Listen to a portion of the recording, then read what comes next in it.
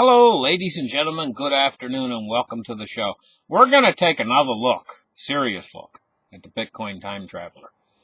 Do I believe he's really a time traveler? No. No. But I'll tell you why we're taking a serious look at it. A serious look at it is because I do believe this guy's possibly an insider. And so he would have information about where Bitcoin's going. Because I think there's a conspiracy behind Bitcoin. I really do. I don't believe Satoshi was a real man, a real single individual. I think it was a group or a consortium, probably of computer scientists who created Bitcoin, because this is a fascinating invention, but never been anything like it before. Let's get started and let's open up the charts right here and take a look at what's going on. First thing we're going to take a look at is the message from the Bitcoin time traveler. He says, I am sending this message from the year 2025. Well, that's not very far from now. Now, if he really was a time traveler, do you really think that in the next 2 or 3 years, during all this chaos, we're going to invent a time machine? Not likely. But he says, I'm sending this message from the year 2025. Things are looking bleak here. And some of you carry blood on your hands. If you do not believe me, please move on, as I have no way of proving to you I am really who I claim to be. I don't want to waste any of your time, so I'm merely going to explain what happened.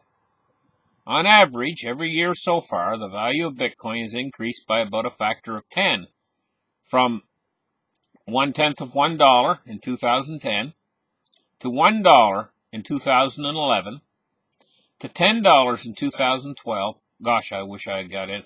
I wish I'd listened to my mother.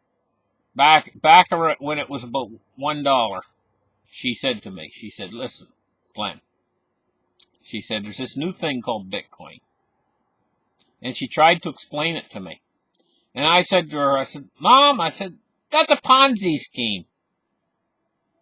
That was my first impression of it. It was a Ponzi scheme, and I just waste my money to mess with it, even at $1.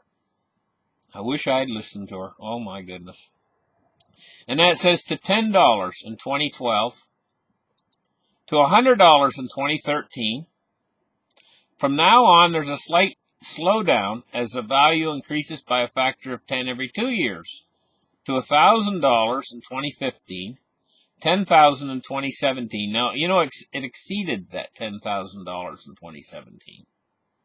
In fact, it doubled that. 100,000 in 2019. So it didn't make it, okay, to 100,000 in 2019.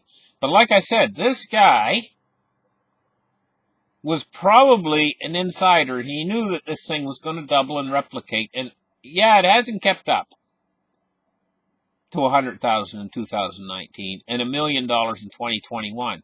But that doesn't mean that this is wrong, just because it hasn't kept up in the final part of his analysis of this.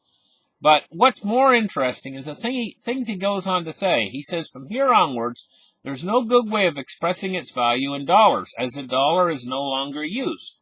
So what he's talking about here is the dollar's no longer used.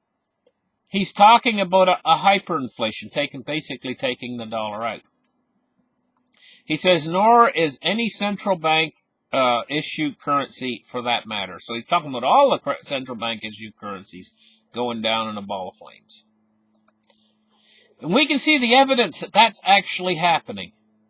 But his timetable's off a little bit here. This is proven he's not really the time traveler. But this would not prove that he's not an insider. In fact, it actually reinforces the idea that he's probably an insider and had inside information about all this. Because when he made this, and he released this, I remember back then, this sounded like nutty talk.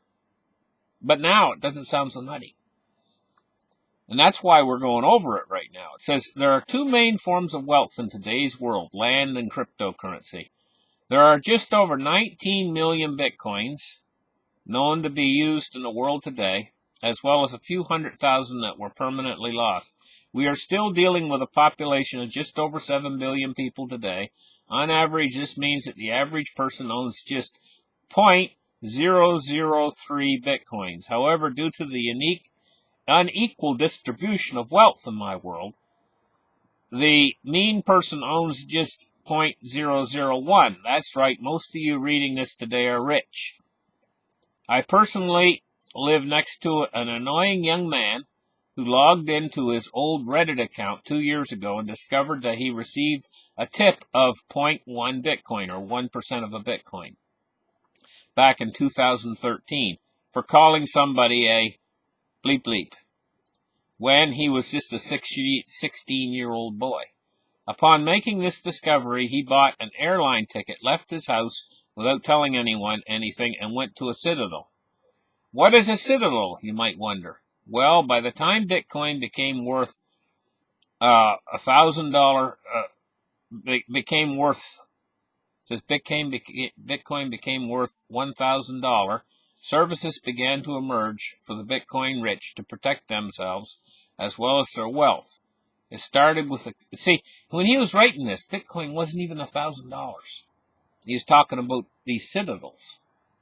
Well, it's not quite moving in that direction, but I can see when Bitcoin hits a certain point, maybe $1 million a coin, I could see that citadels might actually start to come into effect, It says that the Bitcoin rich moved themselves there, as well as their wealth. It started with expensive safes and then began to include bodyguards and today's earlies, our term for early adopters, as well as those rich whose wealth survived the transition, lived in isolated gated cities called citadels. Okay, it says the rich whose wealth survived the transition. Now, I talk about this a lot. I call it a wealth transfer. And it's going to be extremely disruptive. And it's coming. I believe it's coming late in the year 2022, this wealth transfer. And you just can't take all of the wealth that's in the world, dollars, yen, yuan, ruples, British pounds. You just can't take all of that, suddenly have it drop to zero in its value, and transfer that wealth over into gold, silver, and crypto. Suddenly. Without it causing a tremendous disruption in the world. And I think that's what he's talking about when he says, as well as those whose rich survived the transition. He's calling it a transition. It'd be a transition over into a new monetary system. And that transition would be what I refer to as the wealth transfer. He says they live in isolated gated cities called citadels, where most work is automated. Most such citadels are born out of the fortifications used to protect places where Bitcoin mining machines are located. The company known as ASIC Miner to you is known to me as a city where Mr. Friedman rules as king. In my world, soon to be your world, most governments no longer exist. As Bitcoin transactions are done anonymously, and thus most governments can enforce no taxation on their citizens. Most of the success of Bitcoin is due to the fact that Bitcoin turned out to be an effective method to hide your wealth from the government, whereas people entering rogue states like Luxembourg, Monaco, and Liechtenstein were followed by unnamed drones to ensure that the government knows who's hiding wealth. No such option was available to stop people from hiding their money in Bitcoin. Governments tried to stay relevant in my society by buying Bitcoin, which just made the problem worse. You know what? That's starting to begin now. The governments are actually starting to buy it. The first governments like Iran and North Korea. And I could go on, But it's soon going to start spreading to more and more of these smaller governments first are buying in. And, the government... The larger governments, in turn, will start later, and this is starting to actually happen. He says they made the problem worse by increasing the value of Bitcoin. Governments did so in secret, of course. And, that's a point he has there. There could be a lot of governments out there that are already doing this in secret, not telling anybody, buying Bitcoin in secret. And where did Bitcoin start? What government started it? And who was Satoshi? And he's got 1 million or more. Just don't know. He says, governments did so in secret, of course, but my generation's Snowdens are in fact greedy government employees who transfer Bitcoin to their own private accounts and escape to anarchic places where no questions are asked as long as you can cough up some money. The fourth institutions with the largest still accessible Bitcoin balance are believed to be the following. ASIC Miner, 50,000. The IMF, 70,000. Government of Saudi Arabia, 110,000. The North Korean government, 180,000. He says economic growth today is about 2%, minus 2% per year. He says, why is this?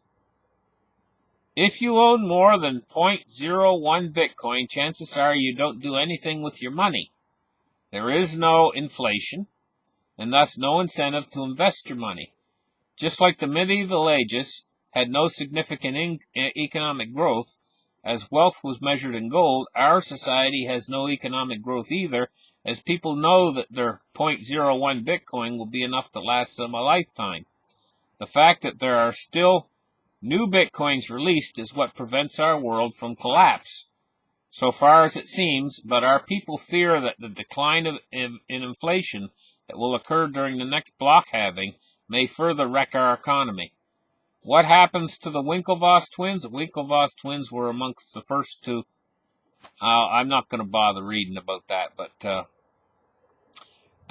he goes on to talk about some of these things, and it says most people who own any significant amount of Bitcoin no longer speak to their families and have lost their friends because they have had to change their identities. There have also been a few suicides of people who could not handle the guilt after seeing what happened to the bag owners. The type of skeptical people who continue to believe it would eventually collapse, even after hearing the rumors of government buying Bitcoin. Many people were taken hostage, and thus it is suspected that 25% of Bitcoin rich actually physically tortured somebody to get him to spill the password. So, I mean, a lot of this stuff he's written in here is just, what's the word I would look for? Definitely not a actual time traveler. But an awful lot of stuff he's written in here has come true. And, I'm going to tell you something. Within the government, they have these supercomputers. And what they can do is they can scenario things. Things even like Bitcoin. They can run an actual scenario. This is how they determine where a hurricane's going to go. They run what's called computer models, computer modeling. And they can actually model what Bitcoin, they have these supercomputers. Not like your computer you have at home, but these supercomputers can model what Bitcoin's going to do, and they'll spit out a result. And it gives these guys an idea of where it's going to go in the future. It's not exact. Computer modeling is never exact. But if we have computer modeling that would tell these guys where Bitcoin's going to go in the future, and if this guy was an insider to this computer modeling, he could probably make up the rest of the story himself. All this stuff about that he wrote, some of the stuff in here that is like about... it's not really straightforward. He could have added all that stuff to embellish his tale, but have a core of the tale that would have come from what he knew about the computer modeling, and what Bitcoin was going to do in the future. In other words, the computer modeling would give them a timeline, a basic rough timeline, and it would also give them an idea of just how the world would react to this as it slowly unfolded. And that's what I think's going on here. I think that these guys probably computer modeled it, and they're probably linked in with the same guys who created it. It very well could be, anyway. In other words, these guys are playing games with this whole Satachi thing, pretending to be Satachi and putting letters out there from Satachi, and now you got a letter from the time traveler from the future and stuff. It's all very cloak and dagger, very mysterious, but I'm sitting here analyzing it and saying to myself, a lot of this stuff has already come true, and a lot more is probably going to come true in the not too distant future. And I'm thinking it's probably somebody who's had an insider information into the computer modeling that tells them where this is going. And what are we looking at anyway in the real world right here, right now? The last time Bitcoin went up to these kind of prices, it fell off really quick. It went into a bear market because it wasn't ready for it. It got pumped up on hype. But this time, it's more than hype this time. This time, the real institutional investors are starting to get serious. And so I don't really see, it's dropped a little bit in the last day or so, but I don't really see the bottom dropping out of it or anything. There's too much support now at this point. And things are changing too fast for Bitcoin. This kind of enthusiasm from Wall Street investors and from the financial system now is starting to pick up, and I don't see anywhere it going ultimately in the end in the next couple of years except up to the moon, So during this little period now, between now and probably next February, Bitcoin is going to be a little bit, how can I put it? Depends on stimulus and stuff, just like the stock market, and depends on how much money is floating around out there in the system that can find its way into Bitcoin. But once we pass a certain point next year, when the central bank digital currencies come out, when the really big stimulus starts to hit, we're going to see Bitcoin move its way into a place where the average citizen can't get a stakehold in it. It's going to be too high. It's going to be priced out of the market for the average Joe, So you want to get a little bit before that happens. Listen, thank you guys for listening to my show. Like and subscribe. Give me a thumbs up.